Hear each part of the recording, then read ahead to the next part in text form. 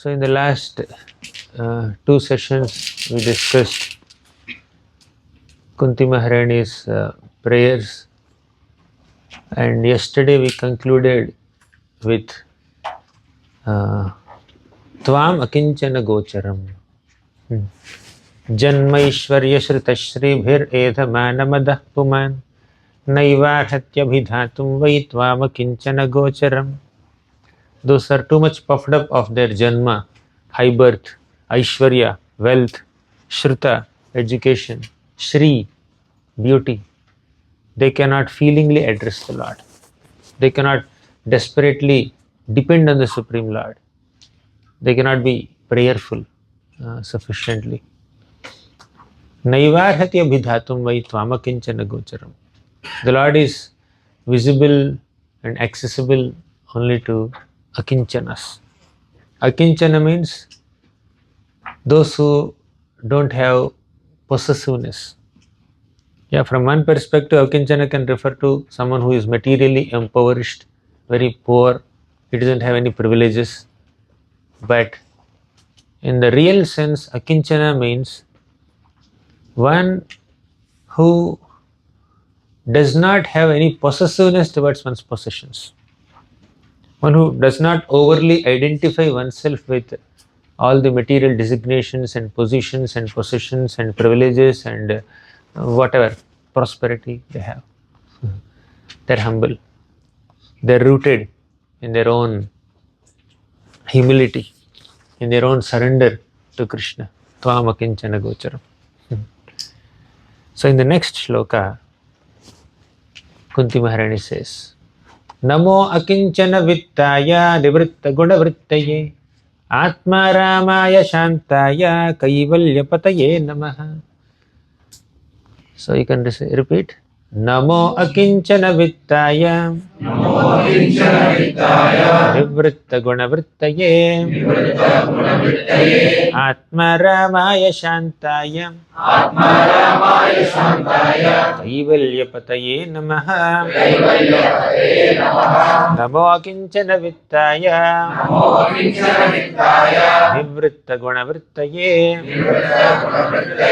Atma Ramaya Shantaya Kaivalya Pataye Namaha.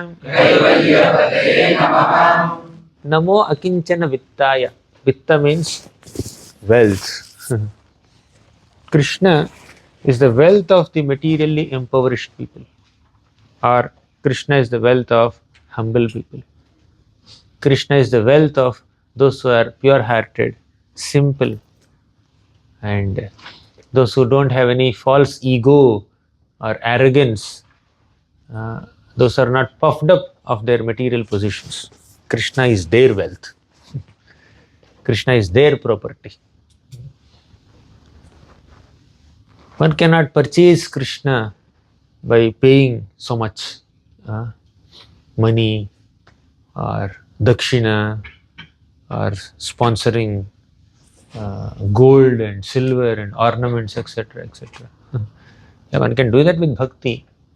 But Krishna says that I am sold out to a devotee who offers me even the smallest things, like a tulsi leaf and little water. Tulasi dala matrena jalasya chuluke nava vikrinite swamatmanam bhaktebhyo bhaktavatsalaha. Tulasi dala matrena, just by offering a tulsi leaf. Jalasya chuluke nava, just by offering little Ganga water. A devotee can purchase Krishna. That's a payment. Tulasi dala matrena jalasya chuluke nava. If one, with devotion, if somebody offers to Krishna little Ganga jal and little tulsi leaves, vikrinite swamatmanam, Krishna considers himself sold out. Vikraya means to sell. Vikrinite swamatmanam means Krishna thinks that I am sold out to this devotee. Bhaktebhyo bhaktavatsalaha. Krishna is sold out to such a devotee because he is Bhaktavatsala. Bhaktavatsala means one who is very affectionate towards devotees. See, if our Shiraj, huh? Huh? Shiraj. Yeah. Okay. If our Shiraj offers one tulsi leaf and some Ganga jal to Krishna, and with devotion he offers, Krishna becomes his property. Krishna is yours now. What about us? We can't have Krishna in our lives. We have already purchased. There is only one Krishna, right? There are so many Krishnas. So I can also purchase one Krishna. He can also purchase one Krishna.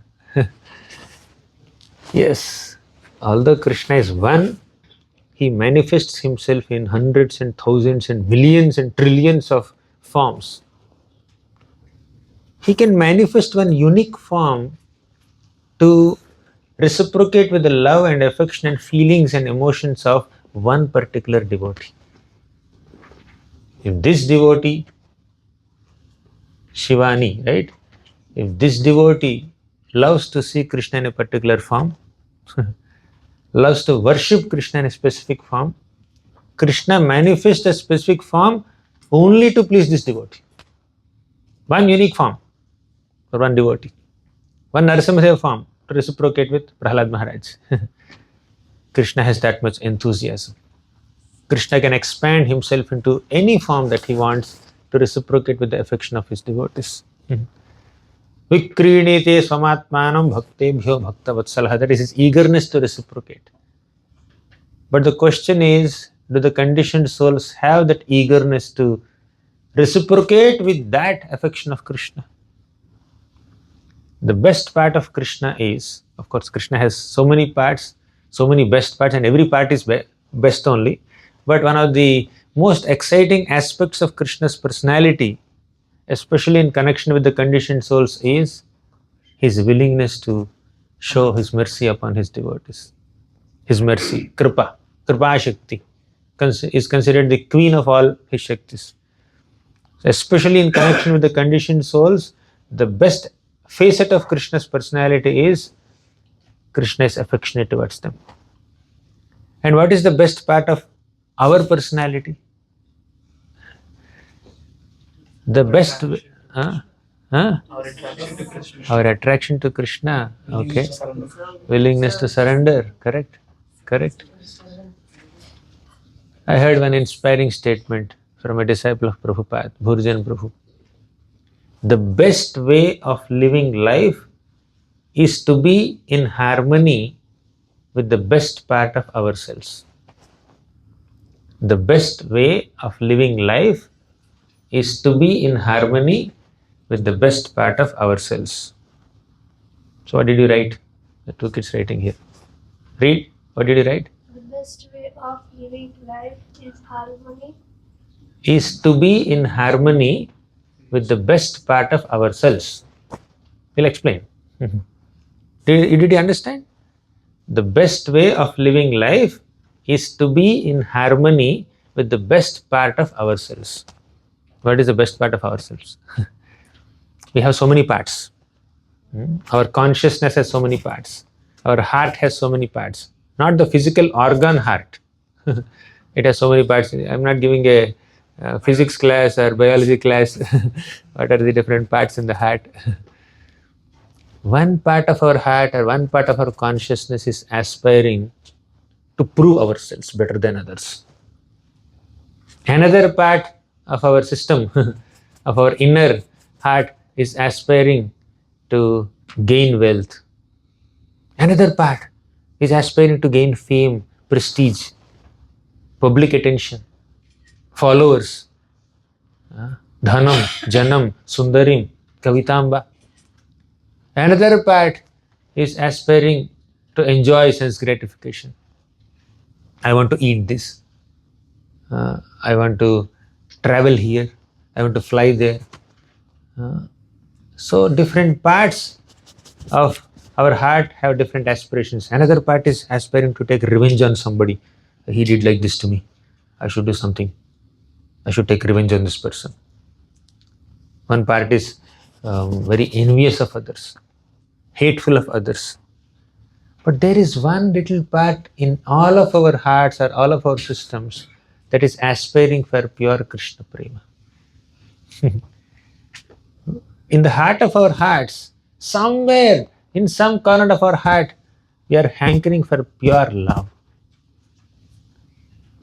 Pure love for Krishna. Pure love of Krishna.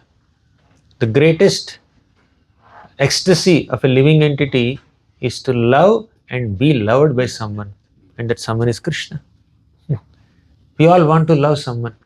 We all want to exhibit selfless, unflinching love towards someone, and we also want to receive exclusive love from someone. And who can love us without any conditions? Who can shower upon us unconditional love? Krishna. And who is the worthiest object of our love? Krishna. Right? All of us are ultimately aspiring to love Krishna and to be loved by Krishna. He always loves us. But we are not experiencing that love because of Maya Javanika Channam. We discussed on the first day. Because of the covering of Maya, we are unable to experience Krishna's love. We are unable to express our love for Krishna. But when the covering of Maya is removed, then the love becomes manifest. Krishna's love for us is manifest to us, and our love for Krishna is manifest to everyone. So, when we love Krishna, we love everyone who loves Krishna. And we love everyone who is trying to love Krishna. And we love everyone whom Krishna loves. This love of Krishna, love of God is complete, where there is no hatred, where there is no possibility of hatred or revenge or any such anarthas. So, for that we need to be akinchana. Akinchana means no material identities, no material possessiveness, no conception of I and mine. Namo akinchana vittaya nivritta guna vrittaye atma ramaya shantaya kaivalya pataye namaha nivritta guna vrittaye. So Krishna is described in so many ways here. First is akinchana vittaya. He is the property of humble, simple-hearted devotees who don't have any possessiveness. That is akinchana vittaya. Second, nivritta gunavrittaye. Krishna is devoid of any influence of material moods. Gunavritti. What are the gunas? Sattvagun, rajogun, tamogun. So, nivritta gunavrittaye means Krishna is freed from any influence of sattvagun, rajogun and tamogun. Nivritta gunavrittaye. Third, atma ramaya. He is self-satisfied. He doesn't need anything beyond himself for his satisfaction. But still, he is kind enough to receive our offerings, reciprocate with our offerings. Although he himself is not in need of anything, we need to worship him. We need to serve him. It is our need to worship Krishna, love Krishna, serve Krishna, connect with Krishna, offer whatever we have to Krishna. Atmarama, he is Atmarama. But still, he puts himself in a situation where he needs our offerings. Or as a deity, he manifests and he waits for our bhoga offering. That is, he is giving us opportunity to serve him so that we are purified. So many people are offering bhoga. So, Atma Ramaya. Fourth is Shantaya. Krishna is Shanta, very peaceful, no agitation, unaffected by anything in this world. Atma Ramaya Shantaya. Then fifth is Kaivalyapataye Namaha. Kaivalyapati means Krishna is the master of liberation. He gives us liberation, not the impersonal liberation, but basically relieves us from all material tribulations, all the cycle of birth and death. So we discussed up to this shloka. What is the next shloka? Do you have? Manyetvam kalamīśānam anādinidhanam vibhum. Manyetvam kalamīśānam anādinidhanam vibhum. samam charantam sarvatra bhutanam yanmithah kalihi. Samam charantam sarvatra bhutanam yanmithah kalihi. Manye tvam kalamishanam. Oh Krishna, I consider you as Kala. Kala means time. You are time factor. Manye tvam kalam. Ishanam. Isha means you are the supreme controller, supreme boss. You are the supreme lord. Manye tvam kalam ishanam. Kala means time factor. Krishna himself says in the Bhagavad Gita, Kalosmi lokakshayat krit pravriddha. Kalosmi, I am time. And what is my job as time factor? Lokakshayat krit pravriddho. Lokakshaya means I destroy everything material in this material world. Lokakshayat krit. Anything material has to be deteriorated. You keep a flower here, after some time the flower fades. You keep a fruit there, the fruit decays. This also, now it may look strong, but over a period of time it can become weak. Right? Anything material has to be deteriorated and destroyed by the passage of time. Time destroys everything. Time consumes everything. Okay, time consumes everything, but there is something that consumes time also. Do you know that? Time kills everything, but there is something that kills time. Anyone knows? Everyone is having it. This kills time. This consumes our time. Hours and hours. We just may sit here 1 hour, 2 hours, 3 hours. So time is killed. Time is being killed. Because no one can kill time, but we are wasting time. Right. Anyways, Manyetvam kalamishanam. So kala means that which destroys everything, that which brings about deterioration in everything material. Sarvam kala kritam manye bhavatam cha yada priyam sapalo yadvashe loko vayo riva ghanavali. We discussed on the first day, if you remember. Bhishma says that sarvam kalakritam manye bhavatam cha yada priyam. Whatever unpleasant happened in your life is because of the influence of time. Sapalo yadvashe loko vayoriva ghanavali. Just like cloud does not have its independence to stay at one place, but has to move according to the movements of wind, similarly people in this world also, they have to get affected by the influence of time. They have no independence. So, Manyetvam kalam. So, Krishna is Kala. First point is Kala in this shloka. Second is Ishanam. We are the supreme controller. We are the supreme lord, Ishanam. Third is Anadi. Anadi. Adir Govinda Sarva Karanakaram. Anadi means you have no beginning. You did not manifest from something else. Everything manifested from you. Namanyetvam kalamishanam anadi. Nidhanam vibhum. You are the supreme treasure of everything. You are vibhu. Vibhu is, you are the master. We are anu. He is vibhu. He is infinite. We are infinitesimal. We are very small. He is very huge. Anadi nidhanam vibhum. Vibhu is master. Samam charantam sarvatra. Main point is this in this shloka. Samam charantam sarvatra. Samam means one who is equal to everyone and everything. Sarvatra. He looks at everyone equally. After all, everyone is Krishna's amsha, Krishna's part and parcel. Samam charantam sarvatra. But point is, there are some people who see some partiality in Krishna. Bhutanam yanmithaha kalihi. They see partiality in Krishna. Although people perceive partiality in Krishna, Krishna has equanimity. Krishna has equanimity or partiality?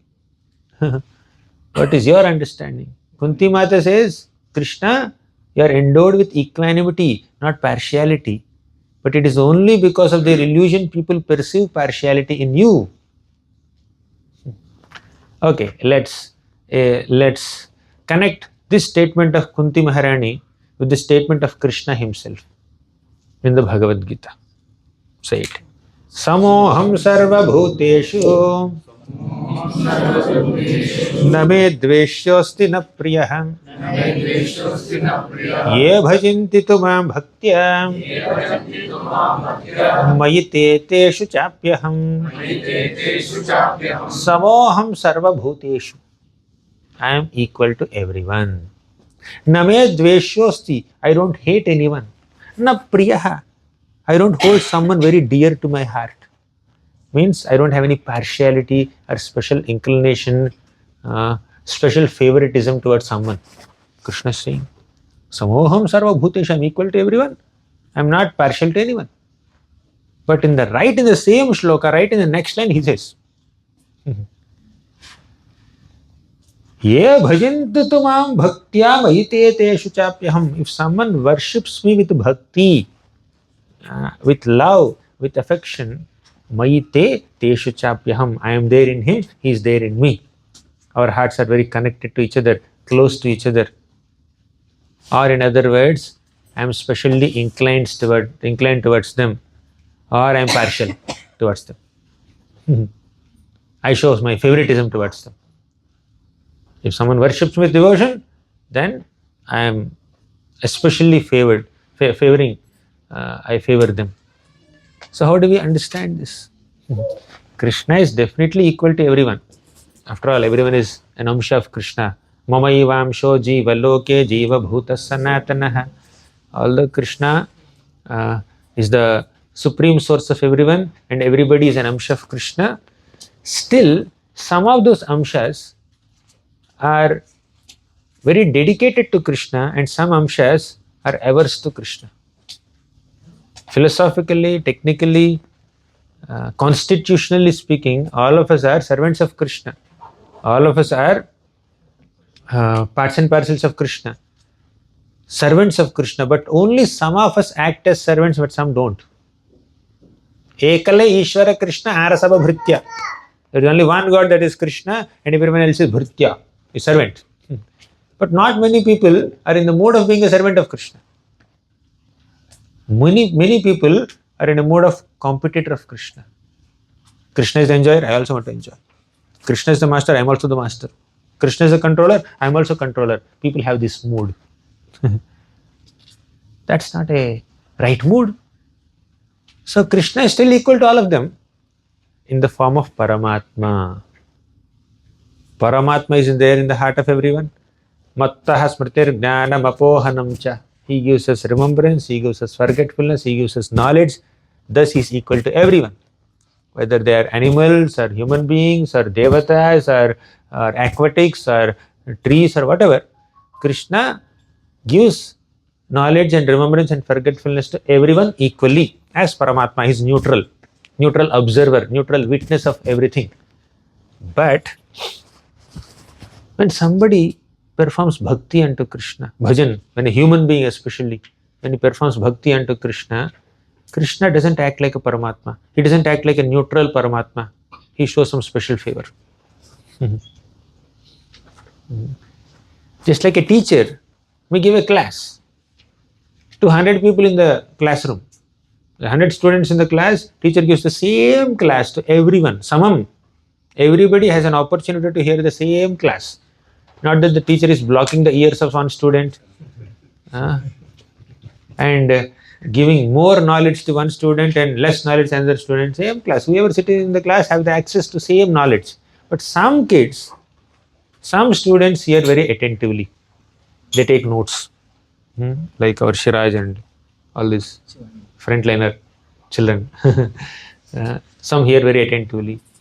But some make noise. Some do some mischief. Some are distracted. Some check their phones. So when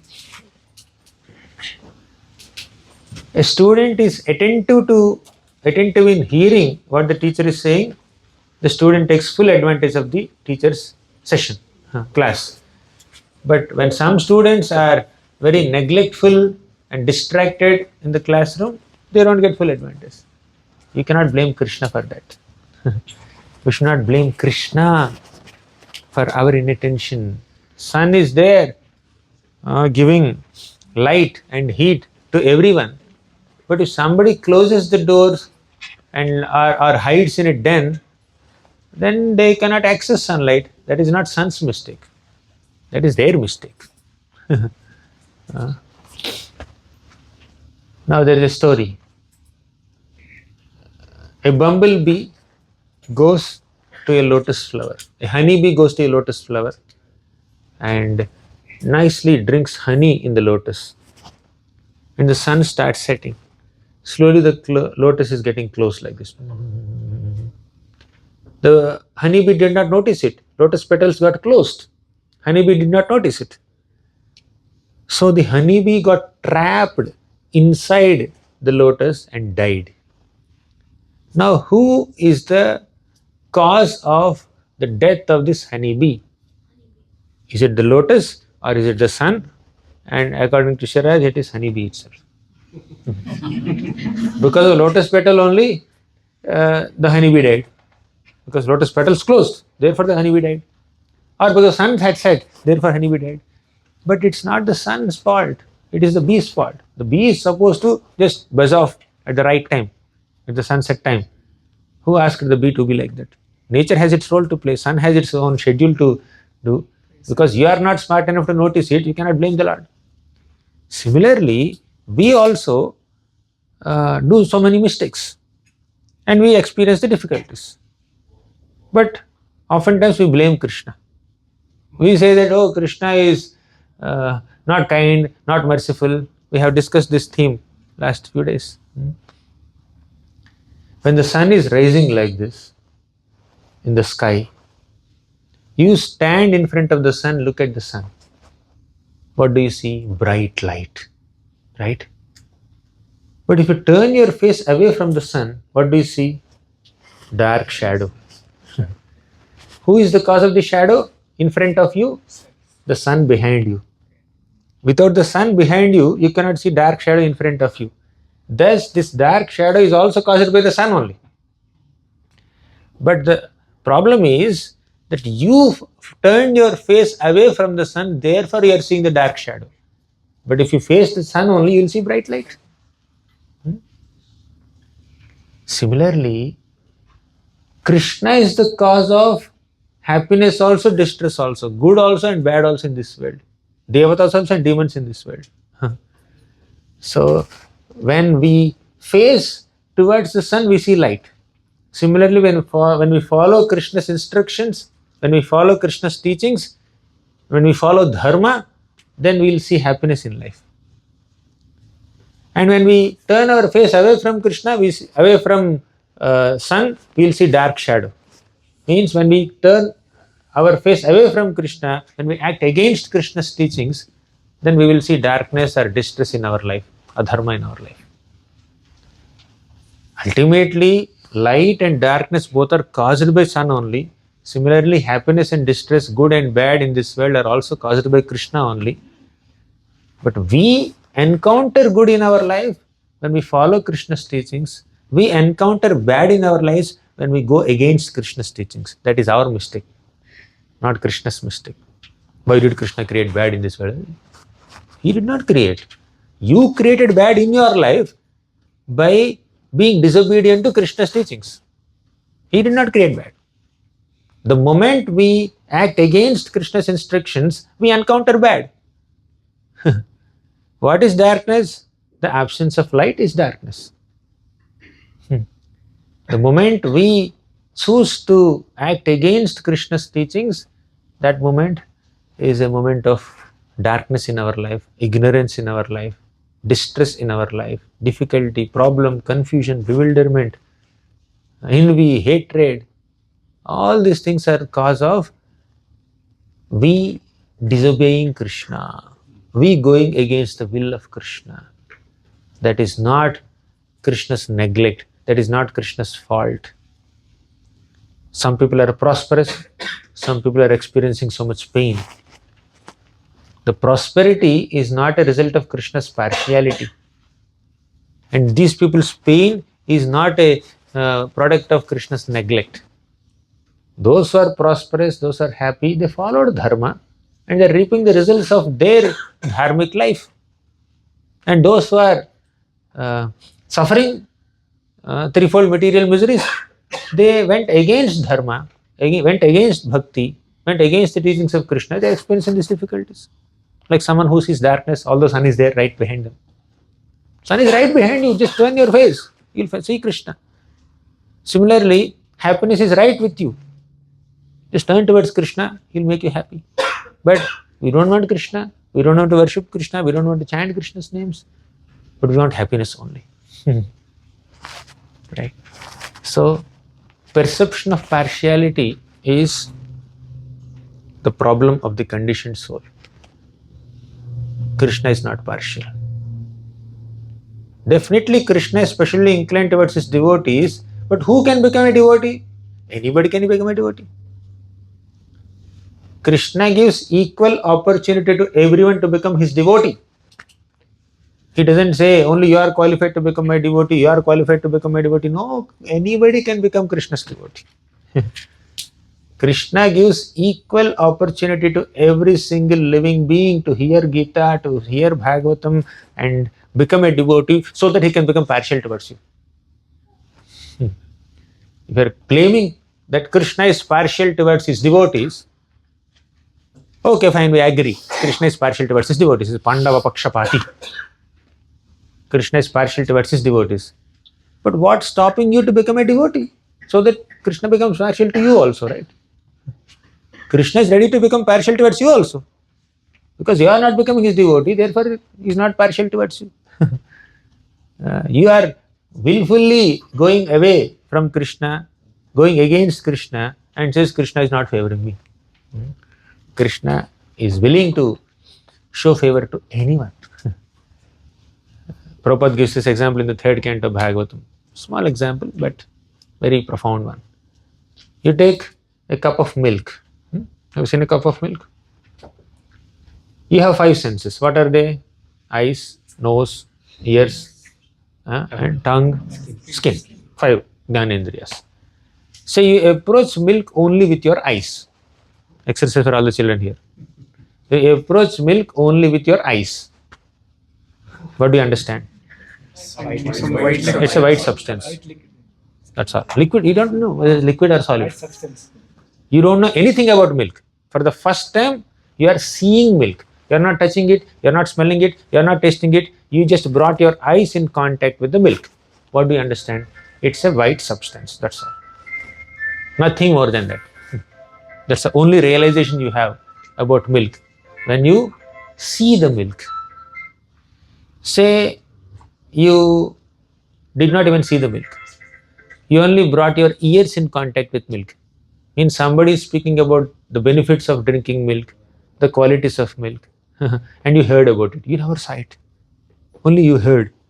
You will get a partial realization, partial understanding that milk is a very nourishing substance. It comes from milk, comes from cows, whatever, health benefits. That's the only understanding you get about milk. So by hearing about milk, you get a partial benefit of the milk. By seeing the milk, you understand that it's a white substance. By smelling the milk, by bringing your nose in contact with the milk, you will only get its fragrance. By touching the milk, you will understand that's a liquid, it's hot, it's cold, it's warm, whatever. It's condensed, it's patla, lot of milk, lot of water is mixed in it, something like that. You'll get that understanding. But when you drink the milk, you'll get full benefit, isn't it? So, touching the milk, seeing the milk, hearing about the milk, and smelling the milk will not give you complete benefit. Only when you drink the milk, you will get full benefit, isn't it? Similarly, you can approach Krishna through karma, through jnana, through yoga, and through bhakti. But only bhakti can give you complete understanding and complete realization of Krishna. All other ways cannot give you full understanding of Krishna.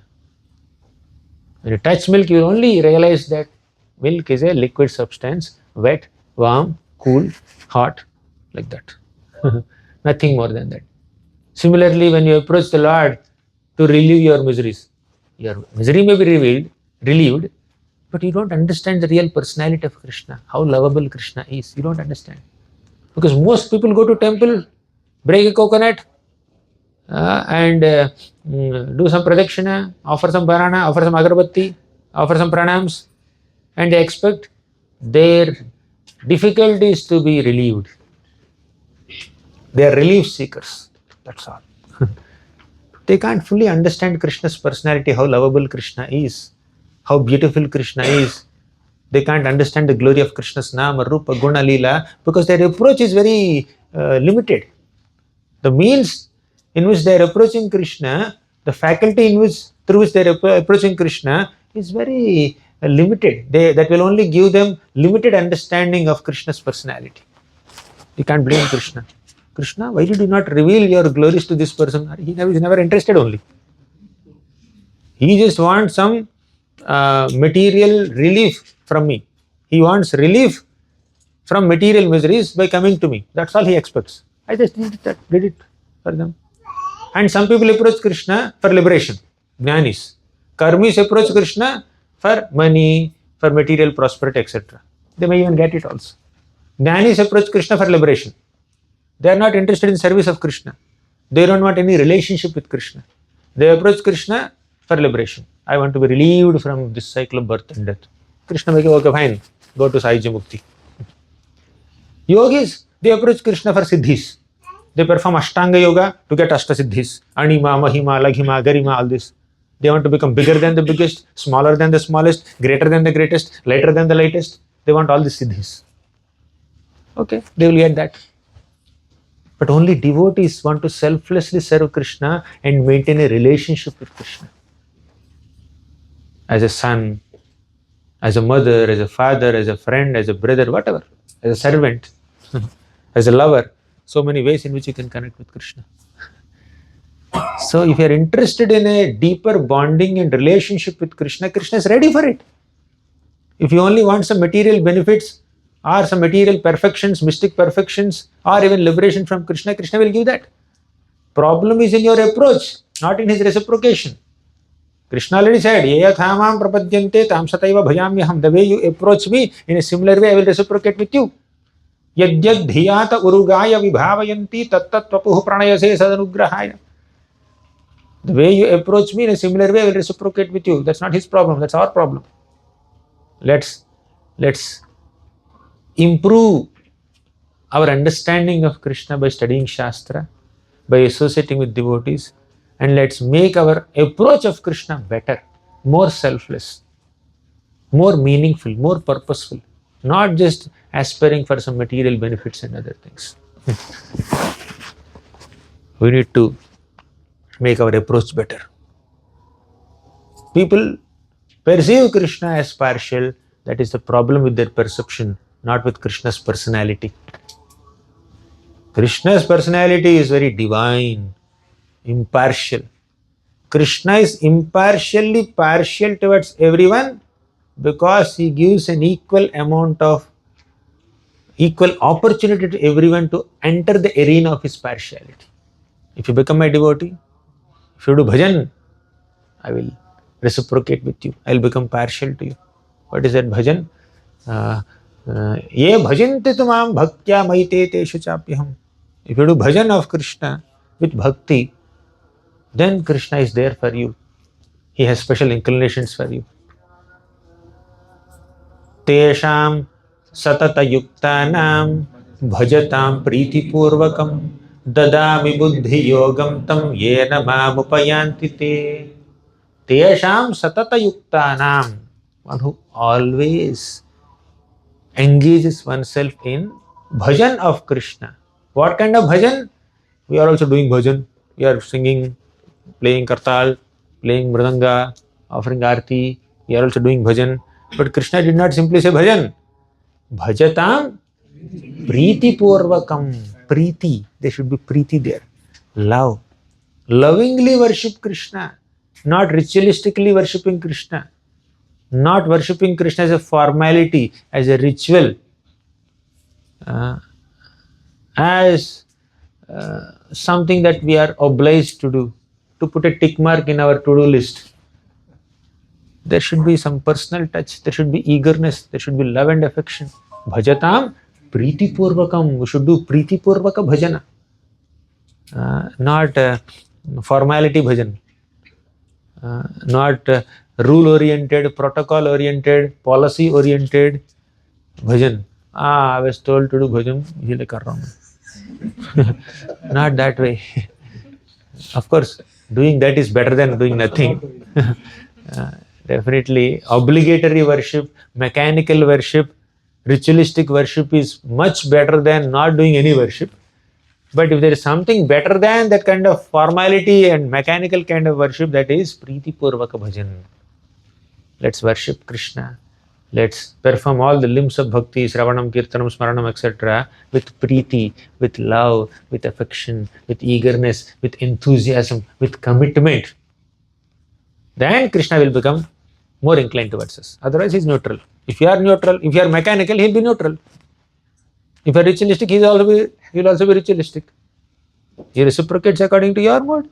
Krishna already said it. But if there is bhakti, oh, Krishna is very, very eager to reciprocate. In fact, when somebody has so much of bhakti, Krishna says that I don't have the ability to sufficiently reciprocate with you also. Your bhakti is so much that even I don't have the ability to reciprocate. You know, in Sudama's story, what did Sudama offer Krishna?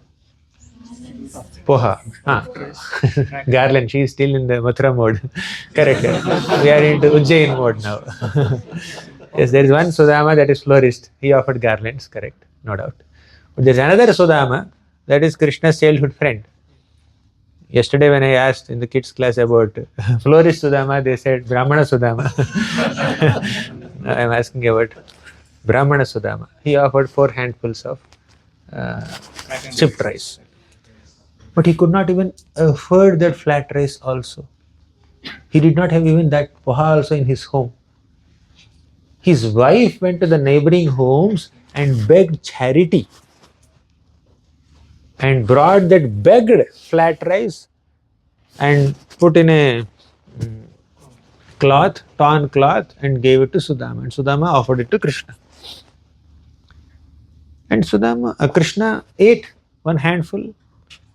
Rukmini Devi came and said, don't eat more. So many reasons. What are the reasons? Why did Rukmini stop? First is, just by accepting one handful of poha from Sudama, you have given him unlimited opulence. If you accept anything more from him, I will have to become his maid servant. I don't want to leave you, Krishna. That's one reason. Another reason? Lord's stomach was delicate. Very good. Krishna's stomach is very delicate. He should not eat this dry, hard rice. His stomach will become upset. You're right. Bhagavatam says that. Third reason? The world will be satisfied with that. Correct. Third reason. What is the third reason? First is, she will become maid servant of Sudama if Krishna takes any more favor from him. Second is, his stomach will be upset from another perspective. Third, Rukmini Devi thought that, Krishna, if you eat everything, what will I eat? What will my co-wives eat? What will Satyabhama eat? What will Jambavati eat? What will Mitravinda, Kalindi, Nagnajiti, Lakshmana, what will they eat? You are accepting everything that your devotee brought for you. You should share with us also. We are your Shaktis. If Shaktiman takes everything, what will happen to the Shakti? So when you offer something to Krishna, please understand Radharani is also eating. Krishna is not eating alone. And Radharani doesn't allow Krishna to eat completely. She also wants to share. Right? Better you offer together for them. So worship Krishna and Radharani together. Some people worship only the Lord and ignore the Lord's consort. And there are some people who worship only the Lord's consort and ignore the Lord. You go to South India, Many are Lakshmi worshippers, Andhra especially. I don't know about Kerala. Many are from Kerala. It's Lakshmi worship, Kanaka Mahalakshmi, Rajya Lakshmi, Gaja Lakshmi, this Lakshmi, Santana Lakshmi. Nothing wrong in worshipping Lakshmi Devi. She is the goddess of fortune. But many people want only Lakshmi and not Narayana. They want Lakshmi to bestow upon them all kinds of wealth with her elephants, with gold coins, with all her 4 hands. They are expecting shower of gold coins in their home. They put Lakshmi Devi's photo in Ishanya, north-east corner, in every room. Lakshmi, Lakshmi, Lakshmi, Lakshmi. Where is Narayana? Lakshmi Devi says very clearly in the Bhagavatam, if one worships only Lakshmi and ignores Narayana, they will not get my blessings. Don't separate Lakshmi from Narayana and don't separate Narayana from Lakshmi. They are together. You cannot separate, of course, anyways. You may separately worship, but they are together. You worship separately, that goes nowhere. That worship goes nowhere. They stay together only. But if you worship, if you are expecting gold coins from Lakshmi Devi's hands, please understand where the hands are.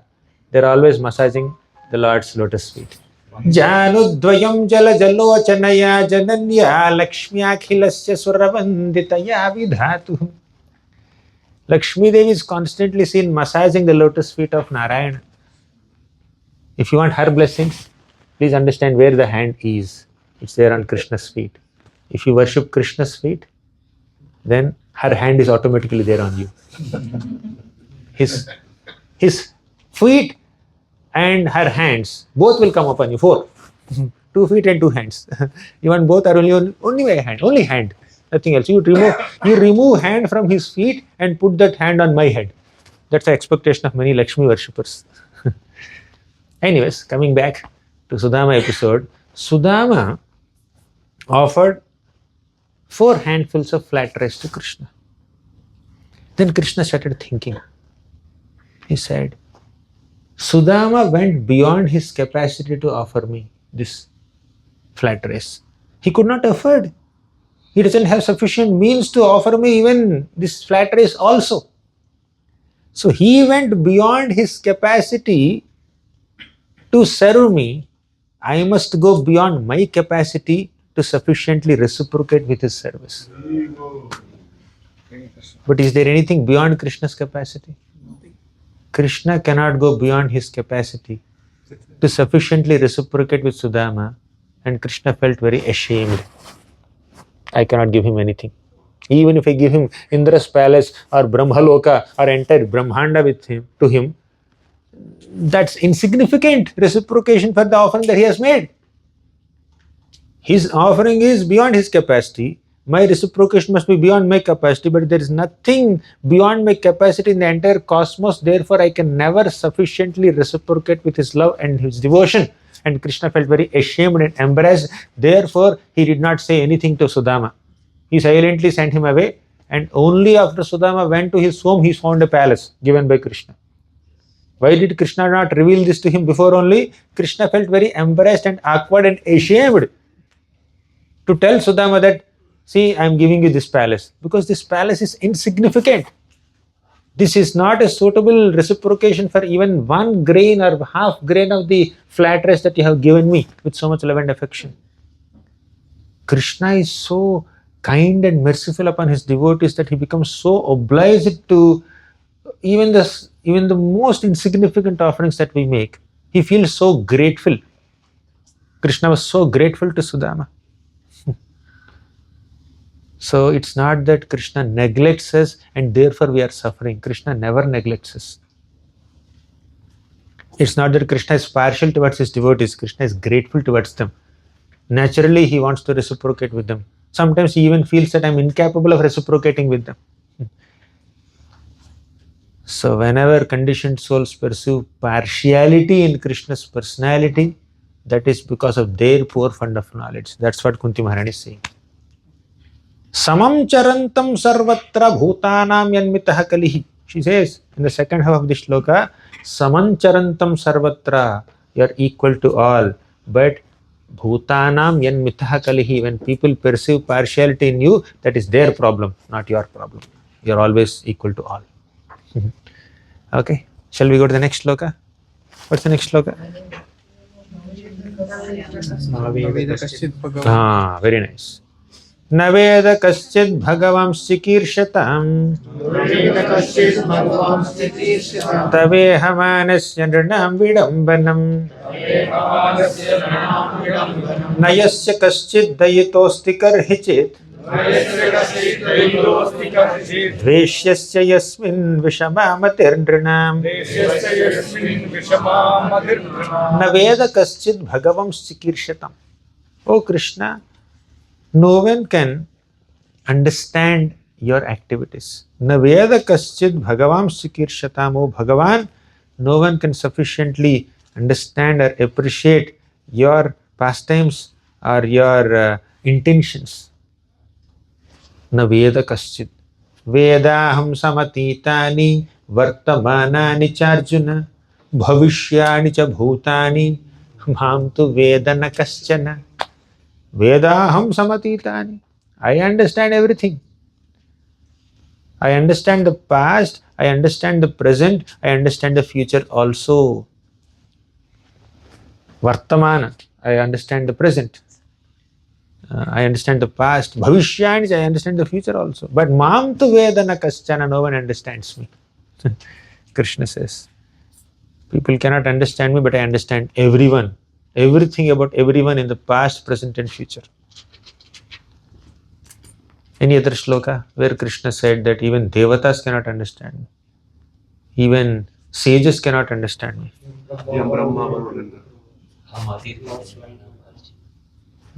They're almost there. Correct. Yasyantam na vidur sura saragana. Even devatas and asuras cannot understand me. Any other Gita shloka? Prabhu almost quoted it. Na me viduhu suraganaha prabhavam na maharshayah ahamadirhi devanam maharshinam cha sarvashah. Na me viduhu suraganaha. Even great suras, devatas cannot understand me. Prabhavam na maharshayah. Even great maharshis cannot understand me. Because I am Adirhi Devanam Maharshinam cha Sarvashaha. I am the origin of all the Devatas and Rishis, therefore no one can understand me. They cannot understand me.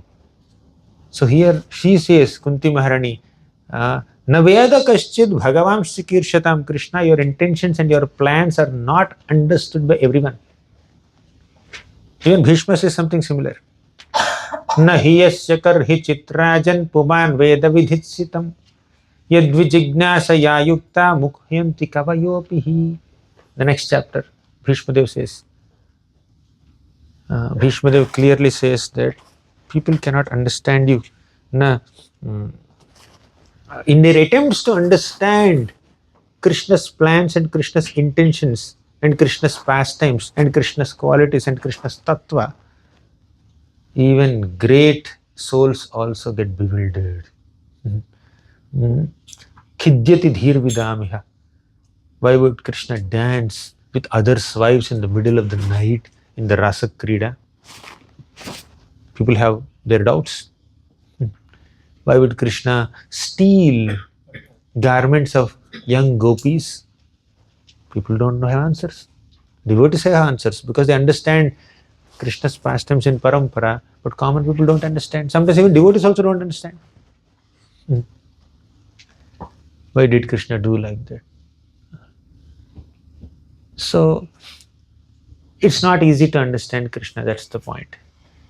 But whether we understand Krishna or not, we should not doubt Krishna. We should understand that we cannot understand Krishna completely. Just because we lack our understanding of Krishna, that does not mean we start doubting Krishna's intentions or integrity.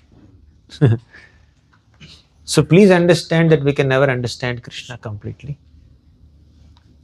but never suspect his intentions, never doubt his integrity, never suspect his loyalty. He is our genuine well-wisher. Whether he arranges prosperity in our life or pain in our life, he is our well-wisher. Whether he makes us successful or a failure, he is our well-wisher. Krishna orchestrates so many things in our lives for our welfare, and we should have complete faith in Krishna's intentions and integrity. That's what a devotee is. A devotee's heart is characterized by complete trust in Krishna. We discussed it in the last couple of sessions partially. So she says, Naveda kaschid bhagavamsya kirshatam taveha manamcha taveha manasya nranam vidambanam. Vidambanam means people get bewildered. In their attempts to understand Krishna, people even get bewildered. And she says, Nayasya kaschid daitosti karhichid Krishna, you are not partial towards anyone. Devyasya yasmin vishamamatin ranam. Only people in this world have different opinions about you, about your intentions.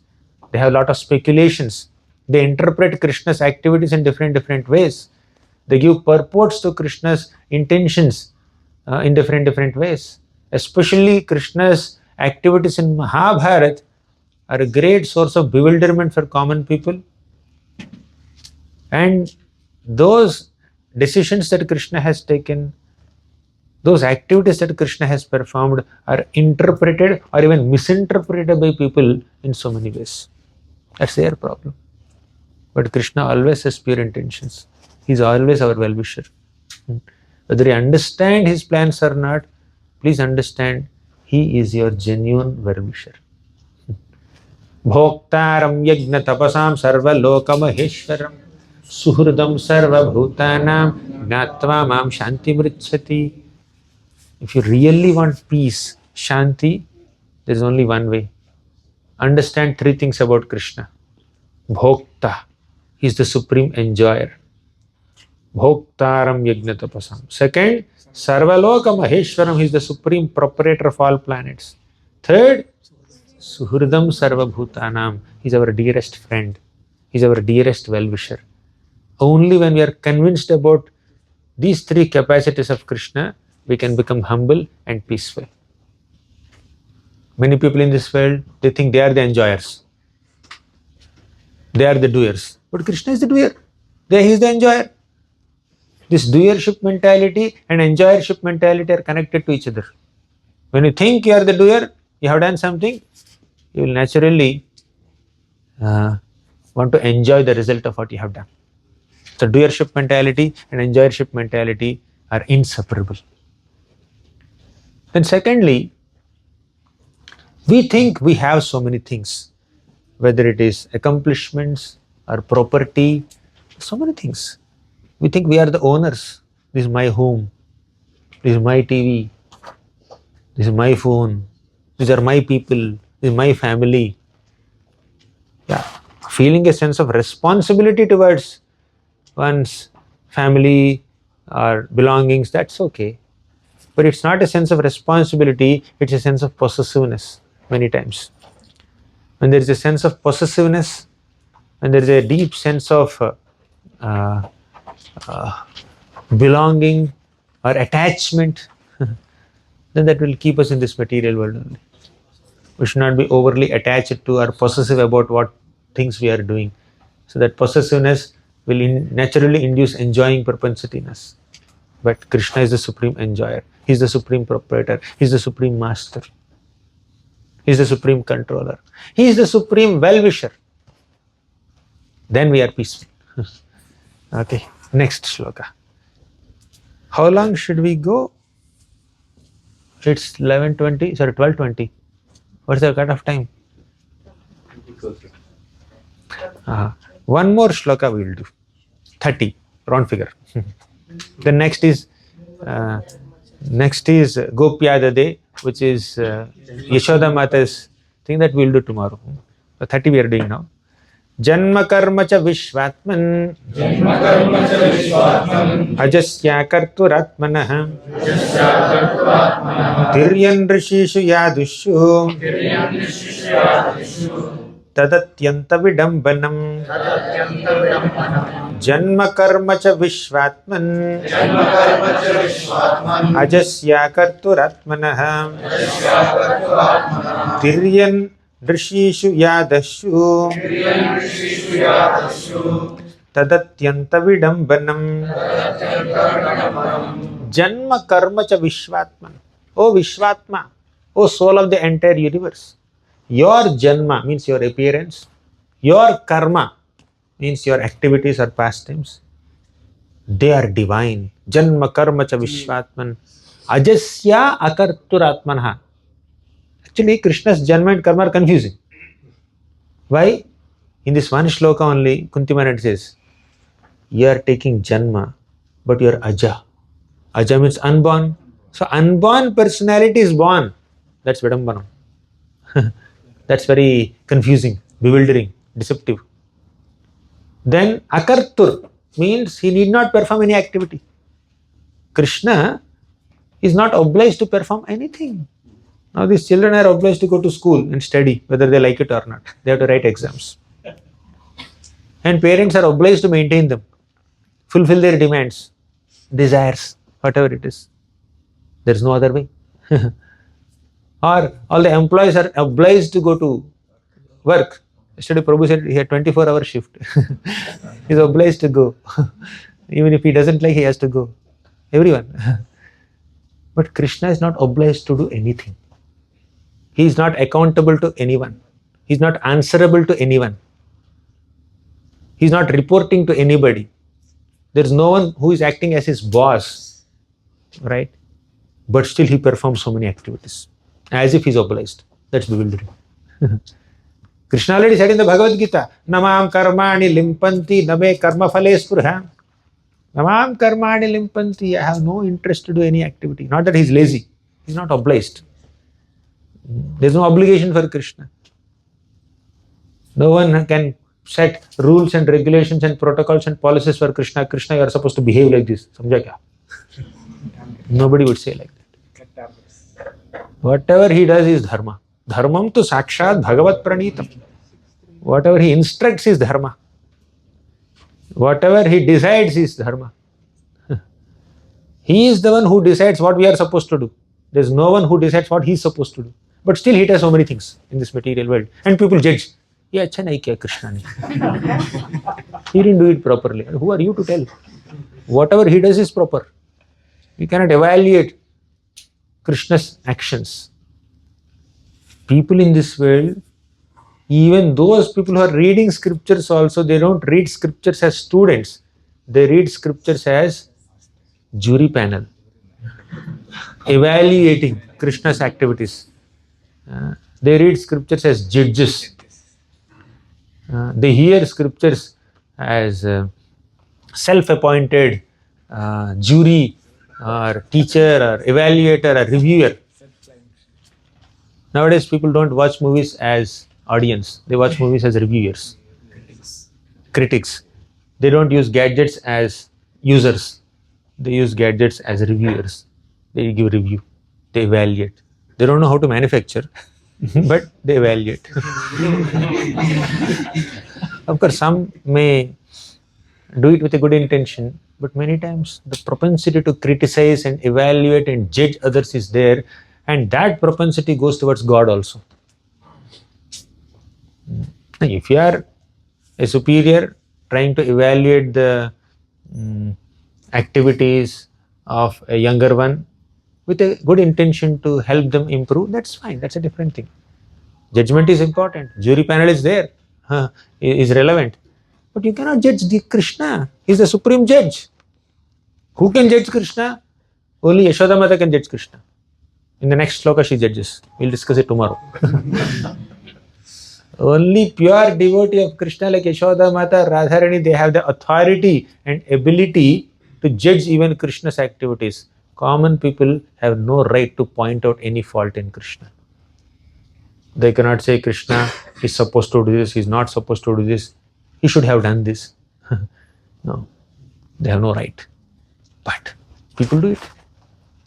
Here you see, Janma karma cha vishvatman ajasya karturatmanaha. You are aja, unborn, but still you take birth. That's vidambanam. That's very deceptive. That's very bewildering. You are akartur. You have nothing to do. You have no duty or no obligation, but still you perform so many activities. That's vidambanam. And people are evaluating those activities as even more Vidambanam. Ajasya karturatmanaha. Tiryan rishishu yadashu. You appear in different forms. As an aquatic, Meenavatar, Matsyavatar. As an animal, sometimes as a boar, wild boar he appears. Sometimes he appears as a human being. Sometimes in the Yadu dynasty. Sometimes in the Sun dynasty. Sometimes in the Moon dynasty. Sometimes amongst the Devatas as Vamanadev, Upendra. Matsya, Kurma, Varaha, Vamana, Narasimha, Rama, Parashurama, Krishna, Balaram. So many avatars. So many times he descends into this human world. Tadatyanta vidambanam. He's unborn, but still he takes birth from parents sometimes. He takes birth from a pillar sometimes. He takes birth from a nose sometimes. What comes out of the nose is not very auspicious, right? Especially when you have cold. What comes out of your nose is not that amazing. That's not that auspicious, right? But how did Varahadev manifest? He manifested from the nose of Brahma. From the nose of Brahma. And Matsya Avatar, he appeared as an aquatic. Whenever a fish is there, you close your nose. Fishes. But Lord appeared as a fish. Very beautiful, golden, gigantic fish. Hog, my God. The Lord appeared in the form of Varaha, always in filth. Once Krishna was in the Nanda Maharaj's Goshala. Krishna is playing in dirt. His body is smeared with cow dung, cow urine, godhuli, dirt all over the body. That's his cosmetic. Krishna's cosmetic, Angarag. Krishna's cosmetic is a mixture of cow dung, cow urine and cow dust. Anyone use that face paint, face pack with this? You can try once. Right? Cow dung, cow urine and some dust from raised by the hoofs of cows. And Krishna is just, whole body is covered with that mixture in the Goshala of Nanda Maharaj. And Yashodamata looked at Krishna and said, Krishna, suvar tha kya? Were you a pig in your past life? Krishna said, yes, my dear mother. He said, yes, because he was Varahadev in his past life. Yes, I was a pig in my past life. So Krishna, Tiryan Rishishu Yadashu Tadatyanta Vidambanam. Although Krishna is unborn, he appears in all these forms, which is very Vidambanam, very bewildering. Right? Even more bewildering than that is Krishna being chastised by Mother Yashoda in Damodar Leela. That is the next sloka which we'll do tomorrow. Thank you very much. We are stopping here. Śrīmad Bhāgavatam ki jai, Śrīmad Bhāgavatam ki jai. Any questions, comments? Water bottle is there? Any questions, comments, reflections? Yes, sir. Thank you so much for the clearing discourse. So if you remember, please tell about the Shastric evidence for second and third reasons for Mother Rukmini not allowing Krishna to for Shastric evidence is there in Bhagavatam. You can read 10th canto of Bhagavatam, 81 and 80th chapters, 2 chapters. It's not sentiment, it's Shastric evidence written by Acharyas. First reason is, of course, I remember that, and other two. It's there. Prabhupada's purpose? Yes. Prabhupada's disciples. Yes, right, same. But not in BBT. The, not in the sloka, Mula sloka, but in the purpose. I think so. Not in the Shloka. So, Prabhuji, you mentioned, the milk analogy, how like you can only get the full benefit of Krishna by fully becoming a devotee, right? And if you just worship Krishna for your own material gain or something like that, you don't get the full benefit of Krishna. So my question is, does like those people who just just for like material point of view they worship Krishna, does Krishna try to like enable him to achieve a level of a devotee? So I'll just frame my question a little better. Can you begin your endeavor for Krishna starting with relief seeking? Yes. And then progressing to be a devotee? You can. Akamaha sarva kamo va moksha kama udaradhi tivrena bhakti yogena yajeta purusham param. Akama means completely selfless, no material desires. You can approach Krishna in a completely selfless spirit with absolutely no expectations in return. That is pure devotees. Sarva kama means you can approach Krishna seeking relief, seeking liberation. Moksha kama is seeking liberation, but you can ask some material benefits and all. That may be one initial approach. But eventually, the material desires will be purified. You may begin to approach Krishna seeking relief, but after some time, your contact with Krishna, your prayer to Krishna, your performance of bhakti unto Krishna will relieve you from the relief seeking propensity. For example, Gajendra. Initially, Gajendra's prayer is, Krishna, protect me from this crocodile. But later, Gajendra prayed, oh Lord, even if you protect me from this crocodile, I am not going to continue in this ignorant animal body. I don't want to continue in this ignorant animal body. I want to be relieved from this life of ignorance itself. That is his prayer. Similarly, Dhruva. Initially, he is approaching Krishna, chanting Om Namo Bhagavate Vasudevaya with the purpose of attaining a position superior to Brahma. But later, Dhruva did not desire to take revenge on his stepmother. He did not desire a position superior to Brahma. He just wanted the association of devotees and hear Krishna Katha in that association. His aspirations have become purified. He became completely purified of his aspirations by the power of bhakti. So Acharyas say, somebody may do sakama bhakti. Sakama bhakti means you perform bhakti with a desire for some benefit. But because you are performing bhakti with sakama tendency, bhakti will remain and sakama will disappear. That bhakti will destroy that sakama. Yes, it is quite possible that you may approach Krishna with some material motives and eventually those motives will be purified. Thank you. Any other question? But for the motives to be purified, we need to perform bhakti sincerely. See the way Dhruva Maharaj performed bhakti, very intense bhakti, Tivra bhakti he did. That Tivra bhakti, the intensity of his practice purified his intentions. Ahaituki apratihata yatma suprasidati. His bhakti was not ahaituki. You know ahaituki, right? Unmotivated bhakti. Apratihata means uninterrupted bhakti. His uninterrupted bhakti made his bhakti unmotivated. The intensity of bhakti purified his intentions. The intentions were not correct. The intentions were material, but the intensity was high. So that intense practice of bhakti purified his intentions also. But if with impure intentions, you perform bhakti, not with intensity, no tivrata there. You are casually performing bhakti, motives are also not pure. It will take long time to get purified. Right? So motives are impure, practice is very inconsistent, irregular. Then it will take long time to get purified. But if your practice is very intense, then motives will automatically become purified. And if your motive is pure, you will automatically practice intensely. So one of them will support the other. If both are lacking, then then it will take a lot of time. Right? Okay. Anything else? Okay, any reflection, favorite takeaway? If you don't have questions, you can share what did you like in the last 1.5 hours discussion. Yes, Prabhu. One question. Yeah, I can ask. Thank you so much, Prabhuji, for the class.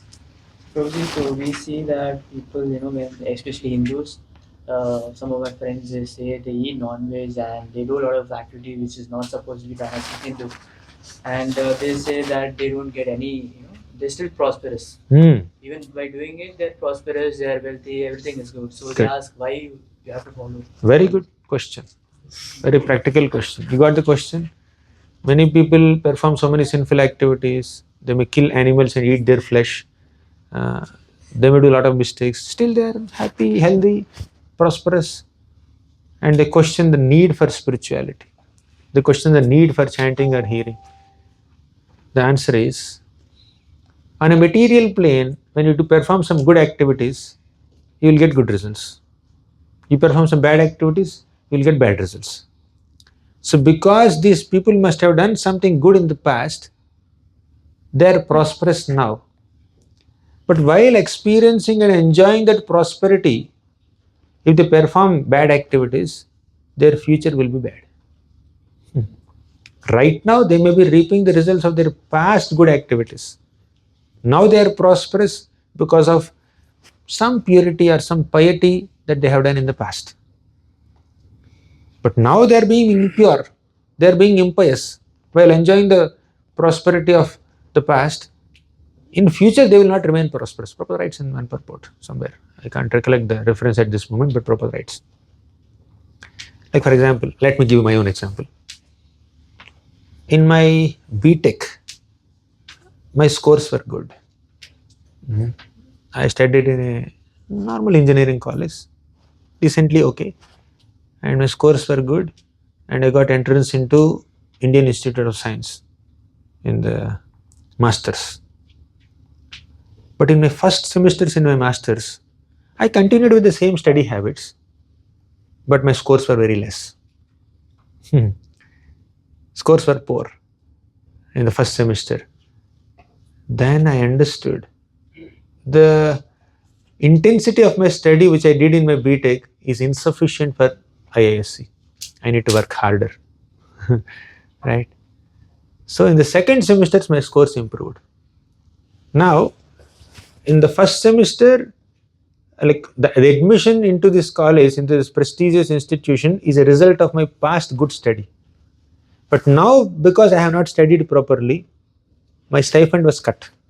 In those days, 20 years back, they used to give 5,000 rupees stipend. Because my scores were poor in the first semester, they cut it down to 2,000 or something like that. Right? So, because I did not do it properly now in this semester, my future is not good. Second semester I was getting only lesser stipend. But in second semester I studied well. By the end of the semester I scored very well. Then back to normal, back to 5K. Right? So not about the money part, but point is, as a result of our past good deeds, we may experience some prosperity now. But while enjoying that prosperity now, if you do some bad activities, in future will be affected. So you can just tell this to them. Right. Anything else?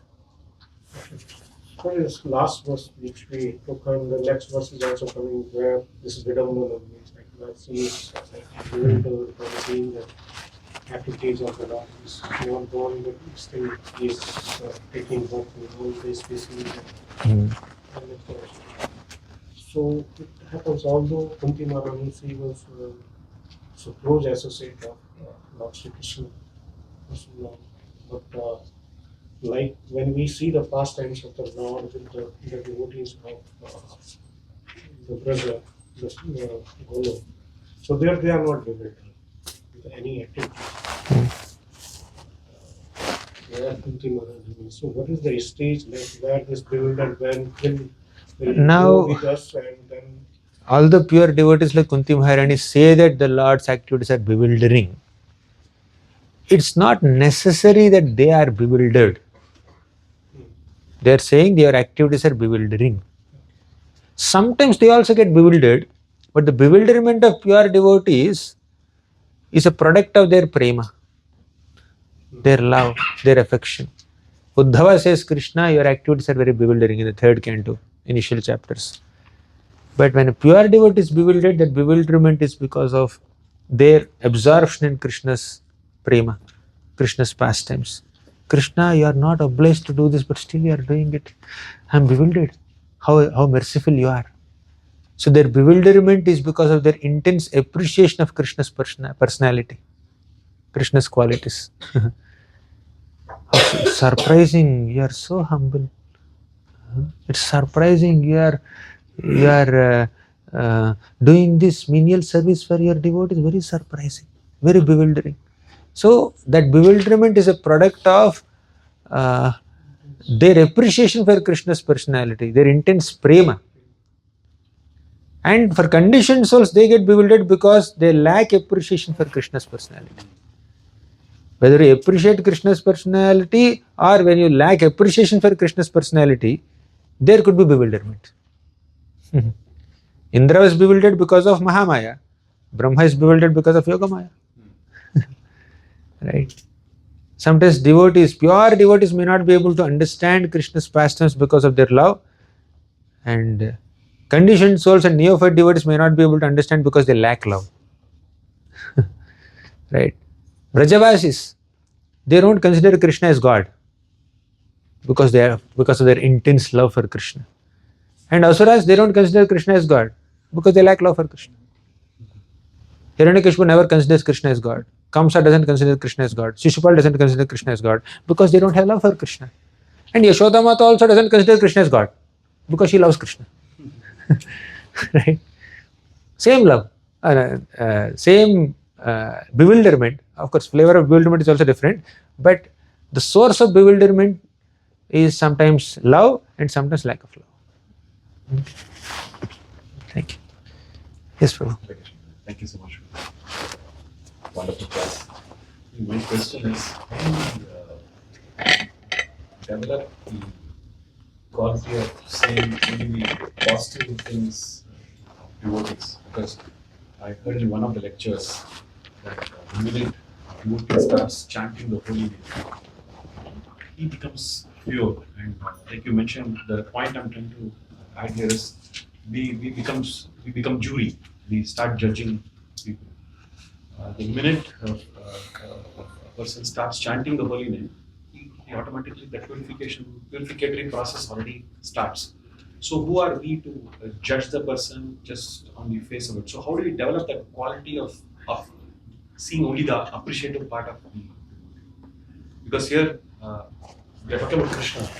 We are nowhere to judge Krishna, but we are also nowhere to judge a devotee also. Correct. So how do we appreciate the quality of devotees and not form any opinion? Forming an opinion is not always wrong, but forming a wrong opinion is definitely wrong. Yeah, you can definitely understand and analyze and study the characteristics of devotees with an intention to appreciate them, appreciate their good qualities, and also, if you're a manager, to understand what they're good at. Before entrusting a responsibility to someone, you need to judge their ability to perform that service. For example, this devotee is performing this service of recording this video. If you tell me to do it, I cannot do it. I don't know ABCD of it. Because he has some experience, he's doing it. You have to judge. Should I assign this service to me or him? He can do it better justice to that service I can't do. So that judgment is fine. You are kind of evaluating or judging or assessing, that's a better word probably, assessing their ability to perform a service. But sometimes this propensity, while we are assessing someone's abilities, we may evaluate their intentions also, evaluate their consciousness also. That's where we need to be a little careful. Let's not, just because somebody lacks ability to perform service, let me not judge their intention or consciousness or purity. Abilities are subjected to so many conditions. Not everyone can do everything. But they have some sincerity to do something. Respect that. And we need to put a conscious effort to see their good. If required, you may even maintain a diary where you start noting down the good qualities of all the devotees, good services they have done. And especially on a personal plane, whatever you have noticed or in your interactions with other devotees, note them down. And whenever you see some faults in other devotees or some shortcomings surfacing, visible, then immediately open your diary and then see, oh, I have written 7 points about this devotee, glorious devotee. Or maybe there's some mistake in this area, but okay, but these points are good. Let me just let me just respect him. So that will help us not to lose respect. But not disrespecting does not mean approving their wrong deeds. When somebody is wrong, they're wrong. But their mistake should not make us disrespect them or discount their glorious side. This one, sometimes you should say, seeing the position of the disciple, even the spiritual master, sometimes he will not guide him the way he has to guide him. Correct. He will tell him in a way like where he has to sustain at that level and then may just move forward. So, like most of the times when we tell the devotees something, they take it to the heart, maybe because of our way of telling them is not proper, or the level of ourselves within us is not that where we are accepting it like it is for my good. So these all is complex. Correct. Although we have good intentions, when we are giving feedbacks and corrections to other devotees, it may become very austere for them to receive when we don't present in a palatable manner. It's not only the emotion, expression also matters in some situations, right? You may have good intention to see them in a better situation, but if our expression and the timing of giving feedback, the way we give feedback, the time at which we give feedback, they're taking prasad now, they're sitting, about to relish. You are ready with your correction. They can't enjoy the food. They must sit in front of the plate for 10 minutes, 20 minutes. It's like for them. They can't even chew the food. So we need to see the timing of our giving corrections. At the same time, give a benefit of doubt before giving a correction. Give a benefit of doubt. Anyways, it's a very, very elaborate subject matter. Any other question? Comment? Thank you, Prabhuji. Very nice answers. My question is, Prabhuji, regarding the analogy you mentioned about the third canto, the sun analogy, where we are towards the darkness, we're seeing the shadow, not the sun. So when we turn towards the sun, we really see Krishna. So my question is regarding this, like this part of the world. Like people are born into this culture, where it's a very strict culture, very closed culture. And there are some pious people also here. They may never get a chance to understand about Krishna because of the tradition they follow. Will they also ever get a chance to look at Krishna? The answer to this question, as per my limited understanding, is we don't know. We can't say. As a principle, yes, if they come in contact with a devotee and if they're receptive to the instructions and suggestions and guidance of a devotee, they can definitely get transformed. We have seen so many examples also, right? But even if they happen to come in contact with a devotee, even if a devotee is praying for them, wishing well for them, still if they are not receptive, if they are not inclined, then they will take some time, right?